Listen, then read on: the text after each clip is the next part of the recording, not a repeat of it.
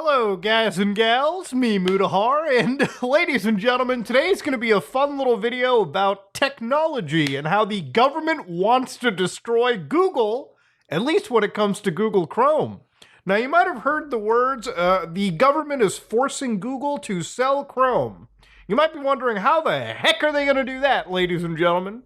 Well, to understand all of this, we're going to have to bring you up with some context. We're going to have to bring you up with what has been going on. In the last several months, if not the entire year, since 2023 has basically begun, and also even before that, there's been a massive amount of lawsuits that have kicked up, known as antitrust lawsuits. Now, if you know anything about big tech companies, they make a lot of money, and they're pretty much some of the biggest companies that anybody has ever seen in the history of time. But not only are they big companies, the products that they actually hold have so many users using them that it's almost difficult for some random person to jump into the market, whether they be the smallest business in the world or an equivalent mega corporation. It's impossible to jump into any business and compete with some of these entrenched products. Like, imagine YouTube.com. How many other video sharing websites do you know that even come close to YouTube.com? I would actually wager it's 0%. There are other alternative video sharing websites like Rumble, Odyssey, so on and so forth, Dailymotion. You've probably heard of former competitors like, I think it was like Vidly or VidMe or things like that back in the day. But ultimately, YouTube.com is basically the video sharing website to go to. It's where most of the world goes to watch any form of online on-demand video at any given time. So yeah, it's clearly huge. And also, when it comes to a lot of these big tech companies, anytime you're entrenched in a specific market, you're pretty much gonna be there for a while. Now, in the last couple months, you probably noticed that I made a video about Google basically being declared a monopolist. Now, in the United States, monopolies are completely illegal. You can't run a monopoly, and there's plenty of laws that are centered around it. Like, for instance, one of them is known as the Sherman Act. And if you read the Sherman Antitrust Act, just a quick little idea is it tells you the law prohibits conspiracies that unreasonably restrict trade. Under the Sherman Act, agreements amongst competitors to fix prices or wages, rig bids, or allocate customers, workers, or markets are criminal violation. But it also says the act makes it illegal to monopolize, conspire to monopolize, or attempt to monopolize a market for products or services. An unlawful monopoly exists when one firm has market power for a product or service, and it has obtained or maintained that market power. So to give you an idea why monopolies are bad, just a quick example. Imagine in the world of video gaming, Microsoft just bought every single video game developer, publisher out there. All of a sudden, they bought basically the entire industry right there because they had the money to do so. Microsoft is substantially richer than Nintendo or Sony. If there were no competition, if there was no anti-competitive laws, they could basically buy out every single developer and make them develop exclusive games for the Xbox console, basically snuffing out their competition right there and then.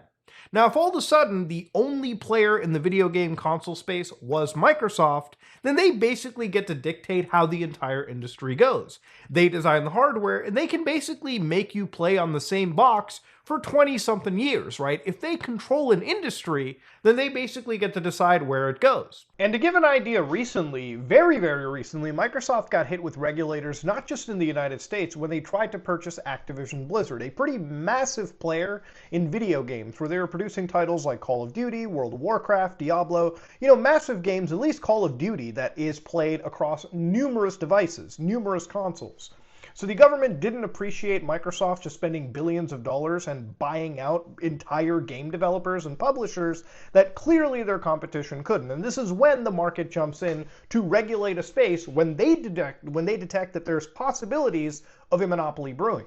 And Microsoft doesn't want to deal with it. They've got a pretty bad history with that already. So this 286-page ruling, one exact piece that I wanted to actually bring up here and remind you was this page right here, was this mention. Google has a major, largely unseen advantage over its rivals: default distribution. Most users access a general search engine through a browser, so something like Apple Safari, or a search widget that comes preloaded on a mobile device. These search access points are preset with a default search engine. The default is extremely valuable real estate because many users simply stick to searching with the default. Google receives billions of queries every day through these access points. Google derives extraordinary volumes of user data from such searches. It then uses that information to improve search quality. Google so values the data, absent a user-initiated change, it stores 18 months worth of user search history and activity. So what they're effectively going with over here is, when you purchase an iPhone, for example, this is not a Google product. So if you decided not to install any application from the get-go, your basic web browser would be iOS's Safari. Now, the thing about search defaults is when you open up Safari and you basically go to the URL page and you type in any prompt and hit enter, it immediately defaults to google.com. So that default is worth so much money. In fact, it's worth around $26 billion in total payments, not just to Apple, obviously, but to pretty much everyone in the tech sphere. Google pays around $26 billion to make sure that across multiple devices, they are the default. So in a case where you're not even downloading Google Chrome or any Google application, you probably are going to be defaulting to using Google. And that's so important for Google at this moment in time that they will pay a massive chunk of money. To give you an idea about how much money Google makes in its web browsing market, in its advertising space, in digital advertising through search engine defaults like that, we have to look at a graph for them and their competitors. So for instance, Google's ad revenue is calculated right here. So around $237 billion at one point, I believe in 2023. So again, ladies and gentlemen, that number keeps just going up. Now, when you compare them to their competitors like Microsoft, which is again, clearly a massive company, you're looking at $12.2 billion. And that of course would be money generated via Bing search engine. How many people do you know use Bing? We'll get the exact number or somewhere close to it real quick. Then of course the next competition here is Baidu, and then Yandex coming in very much at the end. I mean, Yandex's revenue is literally an accounting error for Google at this point. It's actually that wild. Now, when you look up search engine market shares, the one thing that actually should stick out is the only double digit here is Google. So 89% of, again, the world, according to StatCounter and their examination, uses Google. After that, 4.15% use Bing. So literally, Microsoft search engine is like literally just a fraction of the amount of people that go visit Google, right? Then you've got Yandex, then you've got Yahoo, and then Baidu, and DuckDuckGo comes at a cute 0.69%. So basically, Google's competition literally isn't even competition for them. They're just tiny little specks on the radar. So it started from these lawsuits initially targeting things like digital advertising, and again, Google's dominance in that space eventually evolved into a set of actual wants that the government has brought forward, where they want to basically break up Google and the dominance that they actually have in the market. So this 23-pager, which we're actually going to look through, kind of opens up the insight as to what the government wants Google to do to get rid of their massive domination. So according to this, what they said was, for more than a decade, Google has unlawfully maintained its monopolies in general search services and search text advertising through a web of anti-competitive practices. As this court found after a lengthy trial, Google is a monopolist, and it has acted as one to maintain its monopoly over both the search engine services and search text advertising markets. So what they said was Google has manipulated its control of Chrome and Android to benefit itself, while sharing monopoly profits under conditions to induce third parties, so third parties like Apple, for instance, across the ecosystem to help Google maintain its monopolies. Google's exclusionary conduct has, amongst other things, made Google the near universal default for search and ensured that virtually all search access point root users valuable queries and interaction data to Google. Google's unlawful behavior has deprived rivals not only of critical distribution channels, but also distribution partners who could otherwise enable entry into these markets. So Google is paying out so much money, and I believe at one point in one of these lawsuits they were talking about revenue shares, which again is just more, sweet stuff on top of the already sweet stuff that they're providing, cold hard cash, to big companies like Apple and Samsung in certain cases. So people that release really popular handset devices, computers, really anything people use to then browse the internet, these people have already made Google their default. So the people who are jumping into the internet immediately just use Google, and they really don't immediately go to other search engines. They may not even know other search engines exist, right? Like for somebody that's not super computer literate, if you go up to them, they probably will know what Google is because that's what they use. But if you ask them, have you tried DuckDuckGo? They won't even know what that is. They might know what Bing is, but generally when you get into the market, because literally like 1% of global users use anything other than Google, you know what I mean? Like these other search engines, like their literal market share is like 1%, if that.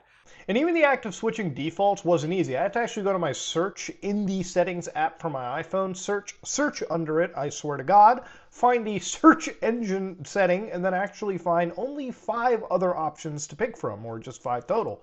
So even in this case, you can't switch to certain providers that you might be a fan of. It literally just defaults to Google or whatever other options Apple wants to throw in. So what they said was the court's opinion described a decade-long harm Google inflicted on the market for general search and search text advertising. At the same time, it also provides a roadmap to the components necessary to restore competition to these markets that have revolutionized how we live.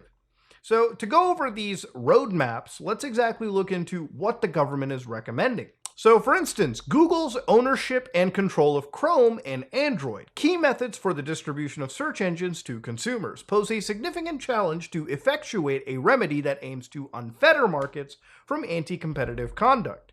To address these challenges, Google must divest Chrome, which has forfeited Google's dominance, so that rivals may pursue distribution partnerships that this reality of control today prevents. As to Android, a critical platform on which search competitors rely and for which Google has myriad obvious and not so obvious ways to favor its own search products. There are 2 options. One that swiftly, efficiently, and decisively strikes at the locus of some of the anti-competitive conduct at issues here, and a second option that invites court and plaintiff oversight into long-term behavioral remedies that may be protracted and less certain due to Google's conduct. The most straightforward solution, the first option, would be to divest Android, which would prevent Google from using Android to exclude any of their search rival search providers. But plaintiffs recognize that divestiture may draw significant objections from Google or even other market participants. So again, these are pretty massive things to be stating, and again, these are just recommendations, how the government wants to move forward, right? But the government's pretty dead set on getting Google basically broken up beyond where it already is.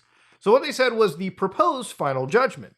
Guided by governing case laws and with these market realities and dynamics in mind, plaintiffs respectfully submit the initial proposed final judgment, which provides the court with a comprehensive and unitary remedy to address the harms in the general search services and search text advertising markets, ensuring that Google cannot further cement its monopolies by engaging in anti-competitive conduct. So what they have said was plaintiffs propose a variety of interconnected and self-reinforcing remedies to 1. Stop and prevent exclusionary agreements with third parties, 2. Prevent Google from self-preferencing through its ownership and control of search-related products, and 3. Prevent Google from stifling or eliminating emerging competitive threats through acquisitions, minority investments, and partnerships.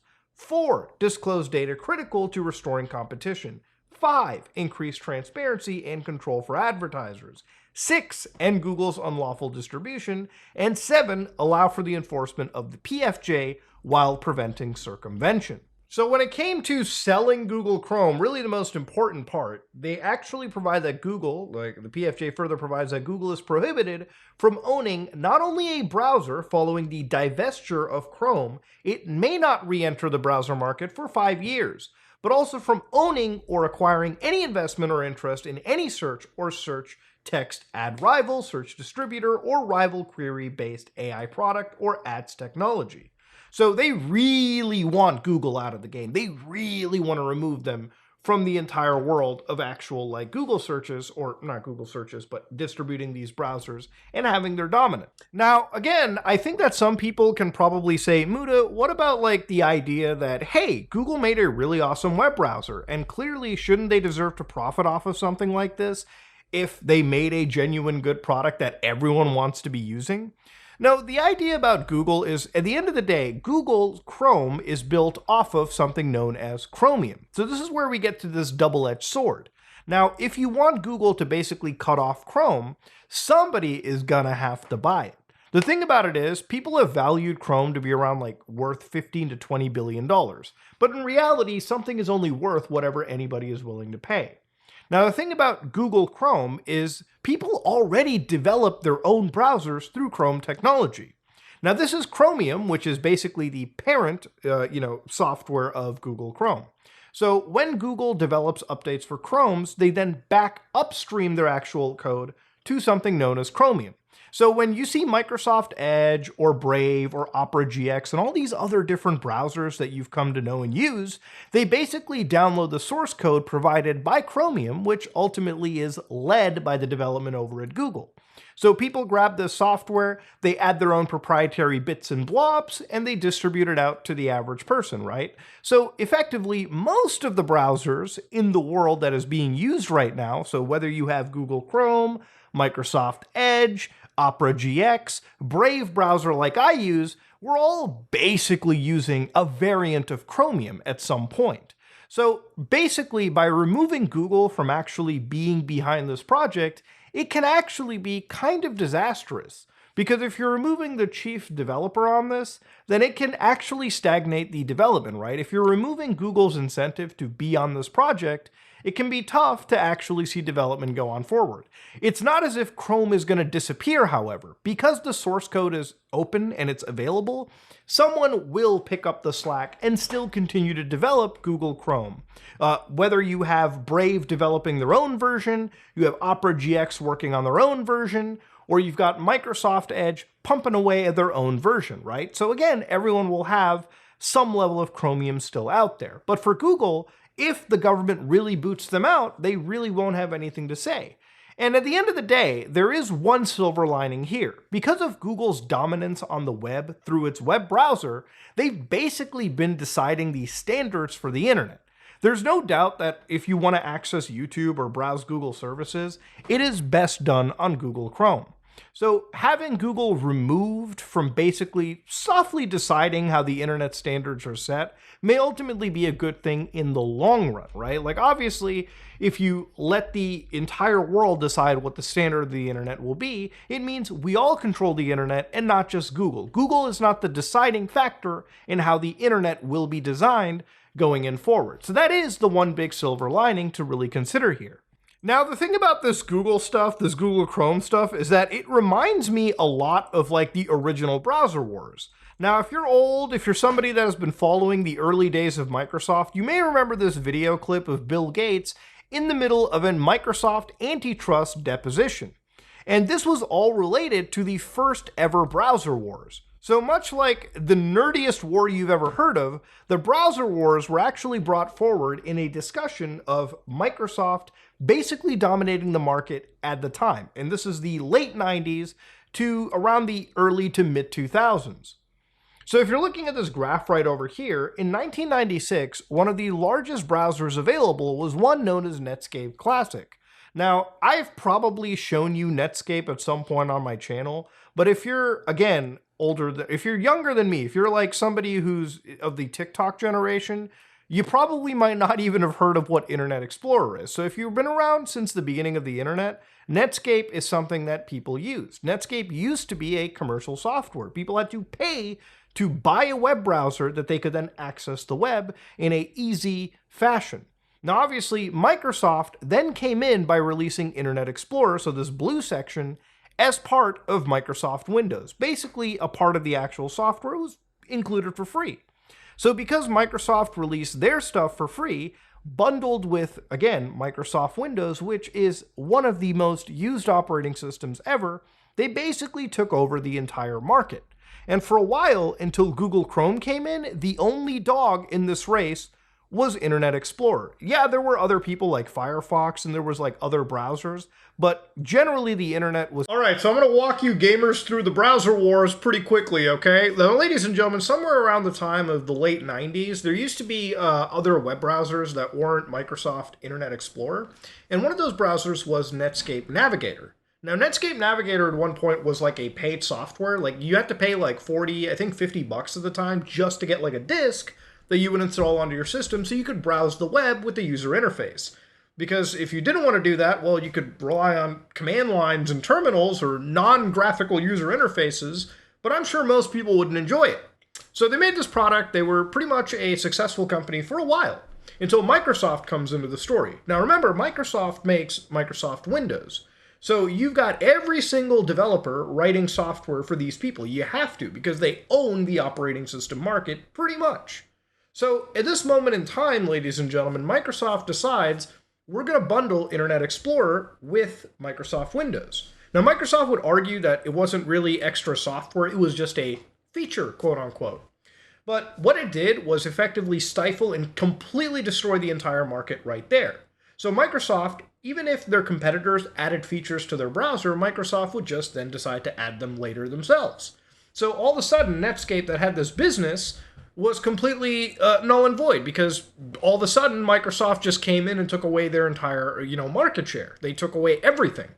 Nowadays, Netscape, it's like basically bought by AOL and then later Yahoo. So it's now like this news website, and you can download like an AOL Netscape browser, but I haven't gotten it to run. So I really think that all I did was get malware, which would be fun for the video. Not so much fun for my personal information, but that's yet to be determined.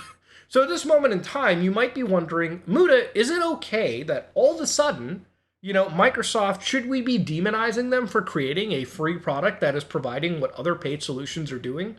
It's not so simple. Remember, Microsoft is not only one of the largest firms out there, they're also selling Microsoft Windows as well, for a significantly larger premium. Now, granted, it's a bigger product, but you can kind of see the problem over here, right? Microsoft is also selling their game, they're killing their competition, and at some moment in time, the United States government had to step in.